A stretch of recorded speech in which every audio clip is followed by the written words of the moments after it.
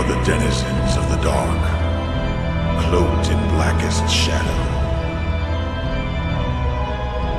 We are the fallen angels, soaring through ebon skies upon ravens' wings. We are the wolves that prowl the midnight hours to prey upon the harmless. We are the descendants of the dragon's blood, the keepers of the ancient flame. We are the chosen ones, who dare to explore the mysteries of the unseen realms. We are Legion, for we are many, and united, we cannot be vanquished.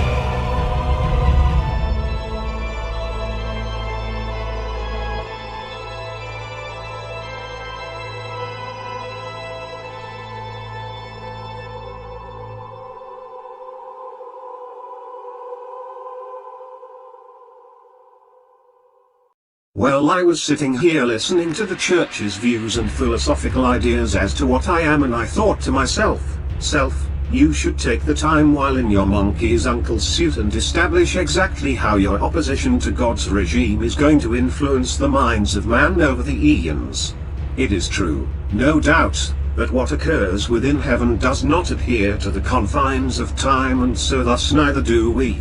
When confronting the powers that be, those principalities that stand over creation dictating what is and isn't, you will find that they constantly are resisting certain actions of free will, and especially my will. One must constantly remember the key principles of the foundations of the order of darkness. 1. Is that our place as the opposition of God and heaven is a necessary position within creation. Our place is designed ultimately in accordance within his architectural will.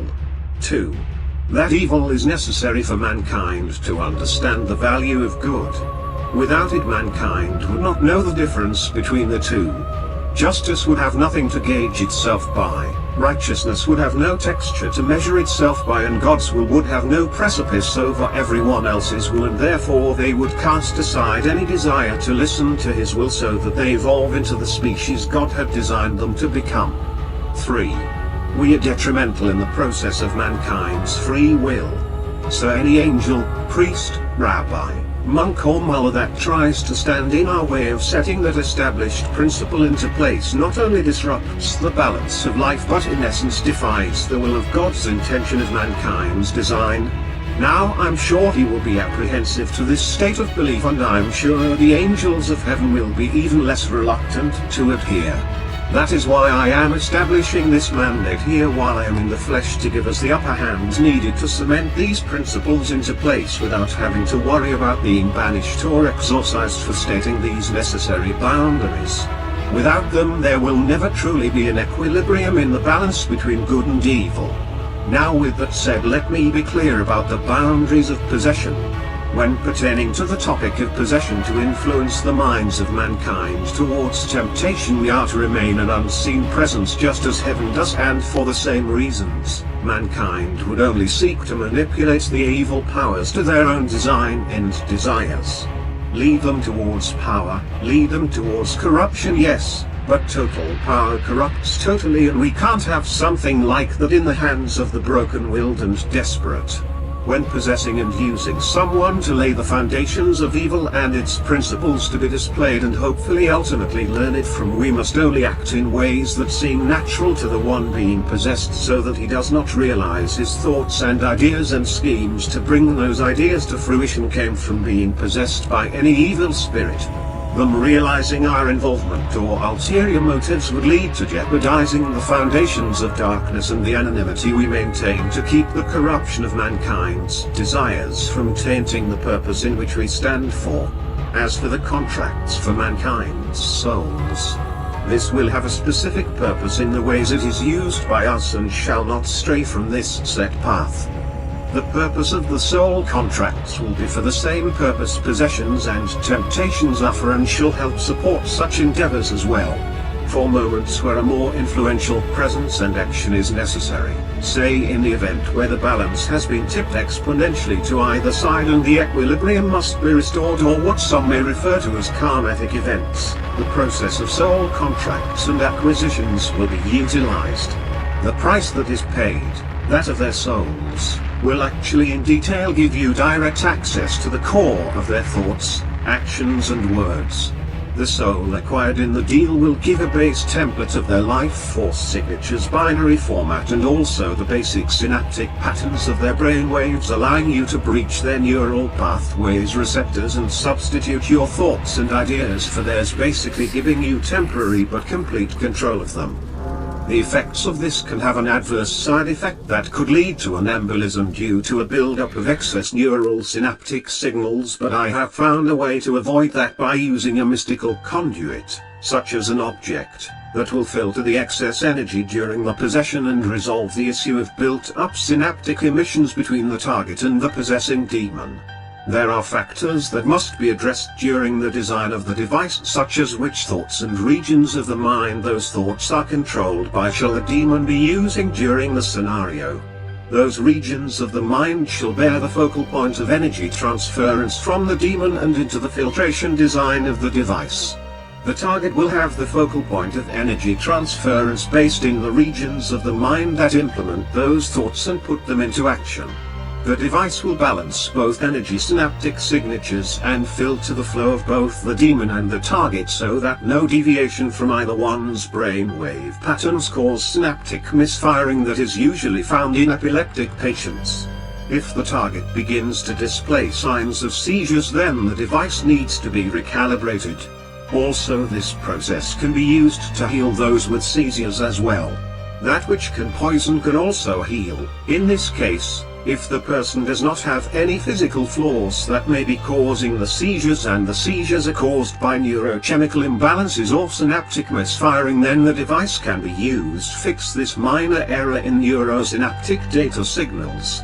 The deals that are made shall be designed to ultimately lead a person to see the negative qualities within themselves that they refuse otherwise to acknowledge, and that if they continue along the path they walk, show them the outcome that could be for leading such lives. The soul contracts will not exceed the time frame of 7 years, as per the agreement with heaven. Each contract will only bind the soul of the individual to you for 7 years, no extensions, no exceptions. Also, as per the agreement, the contracts shall not be designed to bring about any apocalyptic extinction or obliteration of any worlds or species. Death, wars, mayhem, yes, but no intentional annihilation of all life.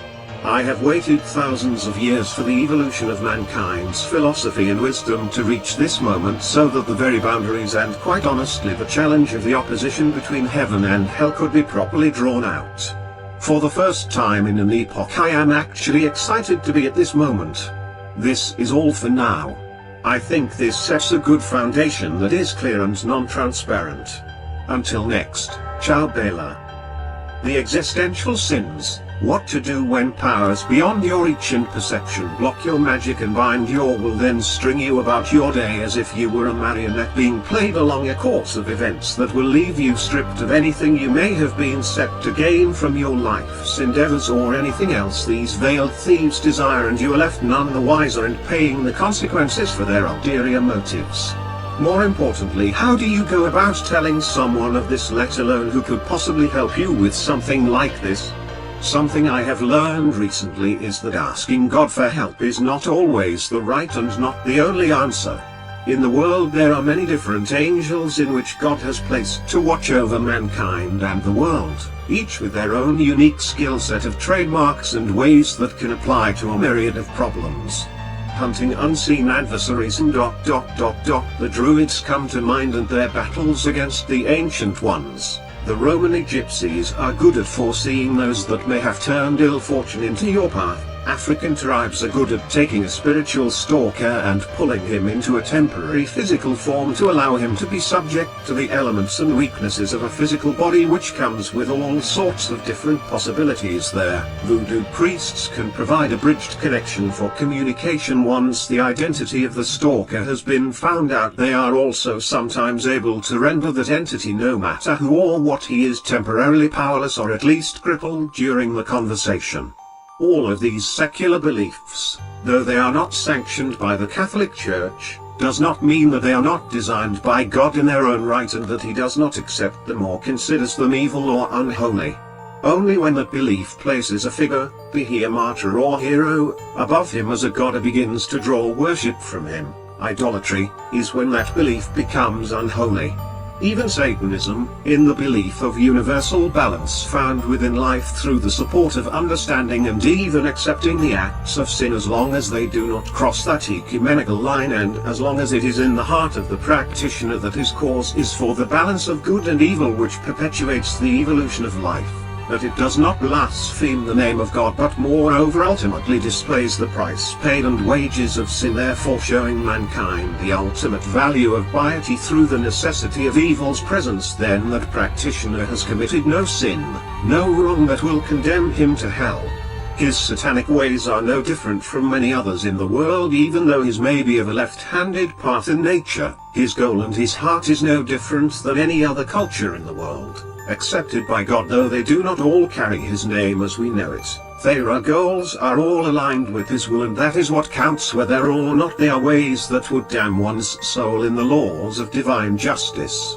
Let's call them the existential evils. They are the evil emotions and acts in which mankind bases his belief of what is right and what is wrong from, but the evils are those that do not directly offend the name of God.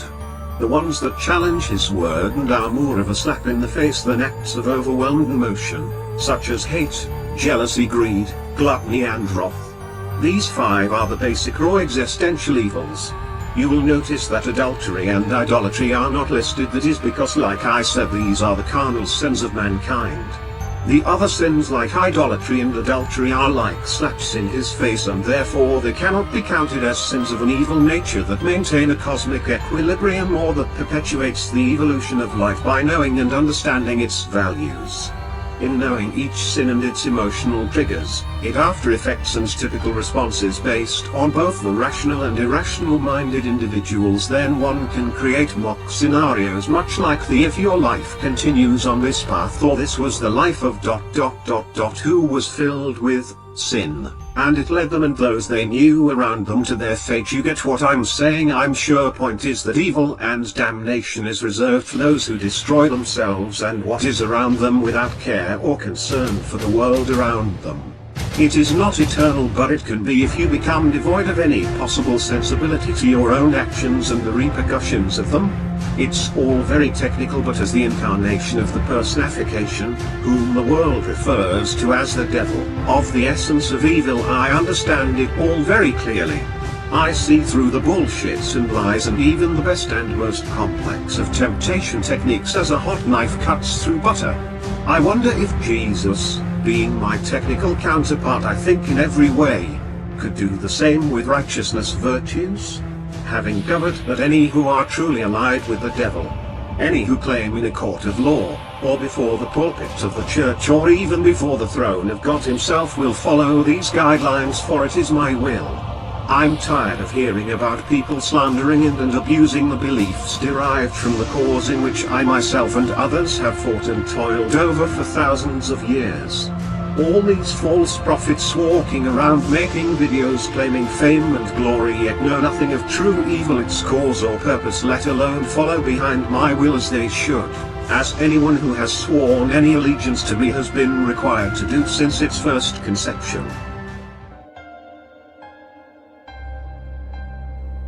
For years I have waited, concealed in darkness and shadow, amassing kindred spirits dedicated to my cause. 10 long years, haunted by one fateful memory. A grim recollection upon which I have focused my wrath and vengeance, giving me strength anew the strength I required to rise from the ashes of the past, reborn as a creature of the